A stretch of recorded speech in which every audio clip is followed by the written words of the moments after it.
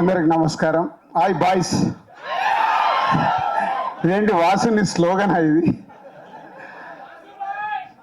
సరే, 2026 వచ్చి almost 3 months complete చేసుకుంటున్నాం. ఈ మధ్యలో మీరు చాలా సినిమాలు చూశారు, చాలా హిట్ అయినాయి.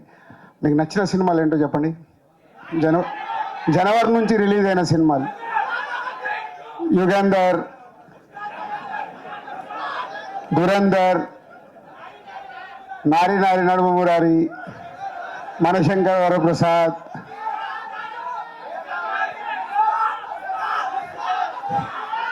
ఉస్తాద్. అంటే నేను ఎందుకు అడుగుతున్నా అంటే, ఒకప్పుడు మేము సినిమా తీసి రిలీజ్ చేసేటప్పుడు చాలా, ఇందాక అభిలాష్ అన్నాడు కదా నా గురించి టెన్షన్ పడ్డాడని. ఇప్పుడు ప్రతి సినిమాకు మీరు మమ్మల్ని అలా టెన్షన్ పెడుతున్నారు. సినిమా రిలీజ్ వరకు కాదు, ఫస్ట్ ఏదైనా ప్రోమో ఇవ్వగానే మీకు నచ్చుద్దా లేదా, నచ్చలేదానికి అక్కడే డిసైడ్ చేస్తున్నారు ఈ సినిమాకు థియేటర్కి వెళ్ళాలా వద్దా అని. అంటే మాకు సినిమా తీసే వాళ్ళకు మీరు ఇప్పుడు చాలా ఛాలెంజెస్ విసురుతున్నారు కోవిడ్ తర్వాత. దానికి మా యంగ్ ప్రొడ్యూసర్స్, అంటే నేను యంగే, అంటే ఇందాక వాసు అన్నాడు కదా, Bunny Vas and UV Vamsi first Arya సినిమాతో సినిమా ఫీల్డ్లోకి వచ్చారు. West Godavari distributor Bunny Vas, Nellore distributor UV Vamsi. అప్పటికి ఇంకా బన్నీ వాసు కాలేదు వాడు. బన్నీ మెల్లిగా మెల్లిగా మెల్లిగా అయిన తర్వాత బన్నీ వాసు అనే ట్యాగ్ లైన్ కూడా నేనే ఇచ్చా, ఏమని పిలవాలి వాసు అని. సో ఈరోజు అటు వాసు GA2లో కానీ వంశీ టు యూవీలో సక్సెస్ఫుల్గా జర్నీ చేస్తూ ముందుకెళ్తున్నారు. పోతే బన్నీ వాసుకేమో రైట్ సైడ్ బన్నీ ఉన్నాడు, వంశీకేమో లెఫ్ట్ సైడ్ ప్రభాస్ ఉన్నాడు. సో అలా వాళ్ళు సినిమా పైన ఇంట్రెస్ట్తో ఇద్దరు అలా ప్రొడ్యూసర్స్ అవ్వడం, డిస్ట్రిబ్యూటర్స్ నుంచి ప్రొడ్యూసర్స్ అవ్వడం, లైక్ మమ్మల్ని ఇన్స్పిరేషన్గా తీసుకొని సక్సెస్ఫుల్గా సినిమాలు తీయడానికి మెయిన్ పంతా స్టోరీ. వాళ్ళిద్దరు కూడా స్టోరీల్ని పట్టుకొని కొత్త డైరెక్టర్లతో కూర్చొని వర్క్ చేయించు సినిమాలు తీసిన సినిమాలన్నీ సక్సెస్ఫుల్లే, రైట్? శర్వాతో యూవీలో ఇది 4th ఫిలిం. రన్ రాజా రన్ కానీ, ఎక్స్ప్రెస్ రాజా కానీ, అండ్ మహానుభావుడు కానీ అన్నీ. ఇప్పుడు ఈ బైకర్ గురించి లాస్ట్లో మాట్లాడతా. సో ఇలా మంచి సినిమాలు వచ్చేటప్పుడు అటు వంశీ అండ్ టీమ్, ఇటు వాసు తను తీస్తున్న సినిమాల్లో స్క్రిప్ట్ని పట్టుకున్నప్పుడు డైరెక్టర్స్తో కూర్చుండి వర్క్ చేసినప్పుడు సక్సెస్ఫుల్ సినిమాలు. అది నా ఫార్ములా. నేను కూడా ఈ మధ్య కొంచెం ట్రాక్ తప్పి మళ్ళీ ఇప్పుడే ట్రాక్ ఎక్కాను. సో ఎక్కేసా, డోంట్ వరీ, వచ్చేస్తున్నా. సో అలా అంటే కథల్ని నమ్ముకొని రైట్ టీంతో వర్క్ చేసినప్పుడు వాళ్ళ కెరియర్లో ఎప్పుడు మిస్ఫైర్లు కొట్టలే, నేను కూడా ఎప్పుడు మిస్ఫైర్లు కొట్టలే. So that is a inspiration for వాళ్ళకి. అలాగే కొత్తగా వస్తున్న వాళ్ళు కూడా చాలామంది పంతాలో వెళ్ళిన వాళ్ళందరూ సక్సెస్ఫుల్గానే ఉంటారు.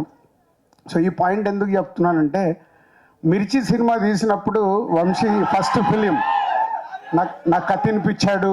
తర్వాత సినిమా రెడీ అయిన తర్వాత యాబిడ్ రూమ్లో సినిమా చూపించాడు, ఫస్ట్ క్యాప్ వచ్చిన తర్వాత సినిమా చూపించాడు. అలా ప్రతి ఒక్కటి షేర్ చేసుకునే వాళ్ళం.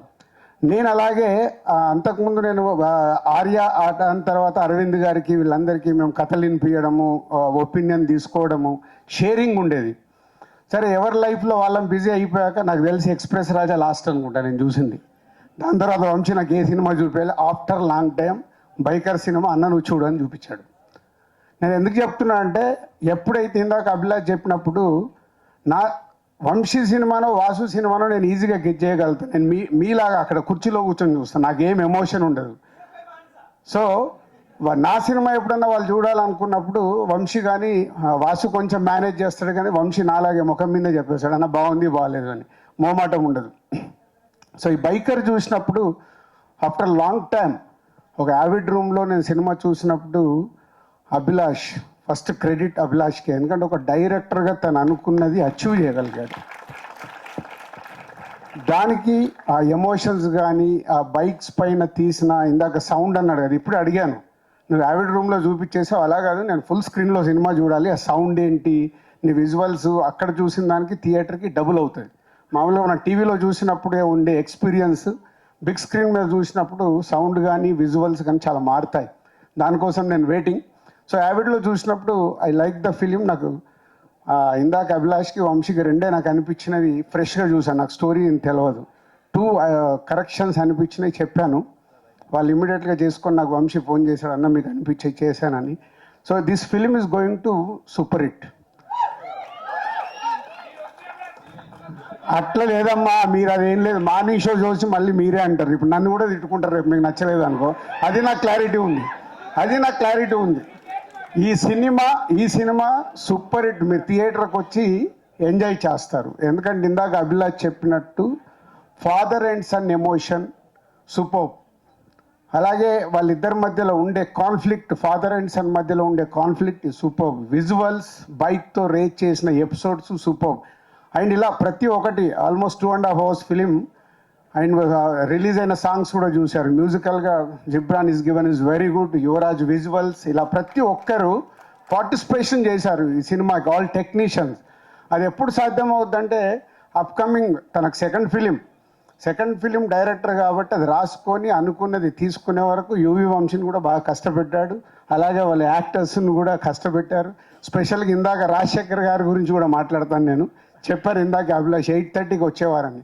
అంటే మా ఇండస్ట్రీలో కొన్ని నడుస్తూ ఉంటాయి, రకరకాల రూమర్స్ ఉంటాయి, దాన్ని క్లియర్ చేశాడు అభిలాష్. సో శర్వా, అక్కడి నుంచి శర్వాకి వస్తే ఎంత మేకోవర్ అయ్యాడు అసలు. నేను చూసి షాక్ అయ్యాను. ఎందుకంటే మేము శతమానం భవతి కానీ జాను 2 సినిమాలు చేశాము శర్వాతో మా సంస్థలో. సో శర్వా అయిన మేకోవర్ బికాజ్ ఆఫ్ ఈ క్యారెక్టర్కి కావాల్సిన బైక్ క్రేజ్, కావాల్సిన ఆ వెయిట్, అవన్నీ క్యాలిక్యులేట్ చేసుకొని డైరెక్టర్ అడిగాడని Sharwa is a good job. అంటే పర్ఫార్మెన్స్ కానీ everything is a super. Looks, costumes, everything. శర్వాని స్క్రీన్ మీద మీరు ఆల్రెడీ సాంగ్స్లో దీంట్లో చూశారు కదా, అలా అద్భుతంగా శర్వా మేక్ ఓవర్ అయ్యాడు. అండ్ హీరోయిన్ లవ్ స్టోరీ దగ్గర కానీ వైఫ్ అండ్ హస్బెండ్ మధ్యలో ఉండే రిలేషన్స్, ఈ బుడ్డోడు వీడు ఉన్న స్క్రీన్ ప్రజెన్స్ తక్కువ, ఇందాక ఎలా అయితే మాట్లాడాడు స్క్రీన్ మీద కూడా అలాగే ఎమోషన్స్ సూపర్గా పండించారు. ఎమోషన్స్ అది ఓన్లీ బికాజ్ ఆఫ్ డైరెక్టర్ తను రాసుకుంది స్క్రీన్ మీదకి వచ్చేలాగా చేశాడు. దానికి నో డౌట్ ఫస్ట్ డైరెక్టర్ తను అనుకున్నది తెచ్చుకోవడానికి, అందరితో యాక్ట్ చేయించుకోవడం అనేది అది only director job. Your done is very good job Abhilash. Vasu నువ్వేదో ఆశపడుతున్నావు, బట్ వెయిట్ చేయి ఒక 2 years అంటే అభిలాష్కి ఏదో చెక్ ఇస్తాను. సో అలాగే అదర్ యాక్టర్స్తో పాటు రాజశేఖర్ గారు, ఇందాక 2.0 అని వాసు ఎవరు అన్నారు. ఎస్, రాజశేఖర్ గారిని ఈ స్టేజ్ పైన ఉన్న దాంట్లో ఫస్ట్ సీనియర్ ఆయన, సెకండ్ సీనియర్ నేనే. సో రాజశేఖర్ గారిని అన్ని రకాలుగా చూసాం. ఈ సినిమాలో ఒక ఫాదర్గా, ఒక శర్వాకు ఒక కోచ్గా తను చేసిన పర్ఫార్మెన్స్లో కానీ ఆ స్ట్రిక్ట్నెస్, కోచ్ అంటే ఎలా ఉండాలి అలా ఉండాలి కదా, దానివల్ల చేసింది వాళ్ళిద్దరి మధ్యలో జరిగిన కాన్ఫ్లిక్ట్ కానీ is super. And father and son, and ఇప్పుడే రివీల్ చేద్దాము, ఫాదర్ అండ్ సన్ ఎమోషన్స్ అన్నీ అద్భుతంగా చేశారు. థ్యాంక్ యూ రాజశేఖర్ గారు.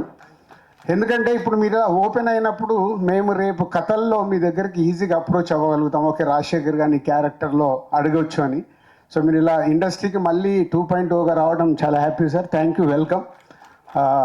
అండ్ యువి వంశీ, మొన్న ఈ మధ్య నేను ఇందాక కథ గురించి మాట్లాడాను కదా, సంతోష్ శోభన్తో,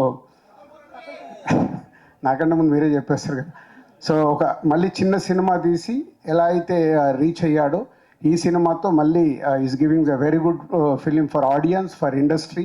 మా ఇండస్ట్రీకి ఏంటంటే సినిమాలు ఆడుతూ ఉంటే మాకు ఎనర్జీ ఎక్కువ వస్తుంది, మాకు సినిమాలు ఆడుతూ ఉండాలి. So thank you Vamsi. April 3rd నేను మాట్లాడిన అన్ని నిజాలు రేపు మీరు చూసినప్పుడు వస్తాయి. Thank you. Thank you, Dilraj Garu. Thank you so much for coming and gracing the events once again.